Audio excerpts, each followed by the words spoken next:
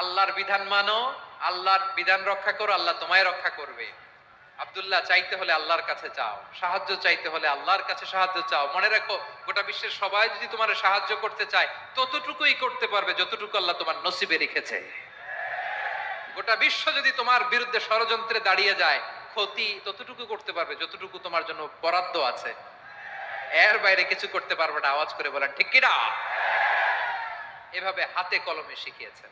বিশ্বনবী সঙ্গ পেয়েছেন, ওনাকে বিষ্ণু ইসলাম শিক্ষাবিদ, এডুকেটর অফ দিস উম্মাহ হিসেবে সিলেক্ট করেছেন, হাতে কলমে শিখিয়েছেন।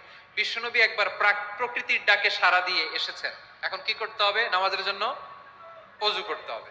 বিশ্বনবী এসেই দেখেন অজুর বদনায় পানি ভরা, খুশি হয়ে গেলেন। বললেন, কে রেখেছে পানি? একজন বলল, আব্দুল্লাহ রেখেছে। বিশ্বনবী অত্যন্ত খুশি হলেন। খুশি হয়ে একটা দোয়া করলেন, বললেন, আল্লাহুম্মা ফাক্কিহু ফিদ্দীন ওয়া আল্লিমহু তা'ওয়ীল। আল্লাহ, তুমি আব্দুল্লাহকে দ্বীনের বুঝ দিও আর কোরআনের তাফসীর শিক্ষা দিও।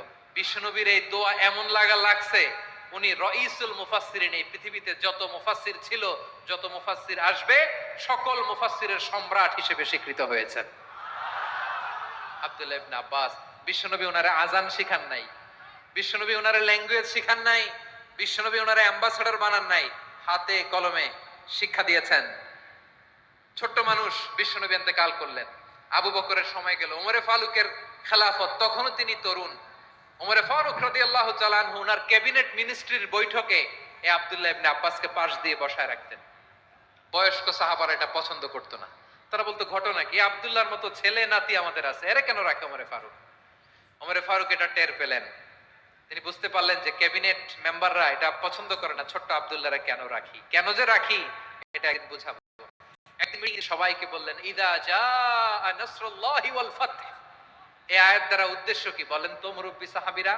এক সাহাবী বলেন, এই সূরা দ্বারা উদ্দেশ্য, আল্লাহ বলেছেন আমাদেরকে বিভিন্ন ল্যান্ড, বিভিন্ন এলাকা বিজয় করতে হবে। ওমরে ফারুক বললেন, না, হয়নি। আরেকজন বললেন, বিজয় হওয়ার পর আমাদের বেশি বেশি আল্লাহর বরত্বের ঘোষণা দিতে হবে, এটা উদ্দেশ্য। ওমরে ফারুক বললেন, না, হয় নাই। যারা জিজ্ঞেস করেন কেউ পারে না। সব শেষে বিশ্বনবী ছোট্ট আব্দুল্লাহরে বলেন, আব্দুল্লাহ,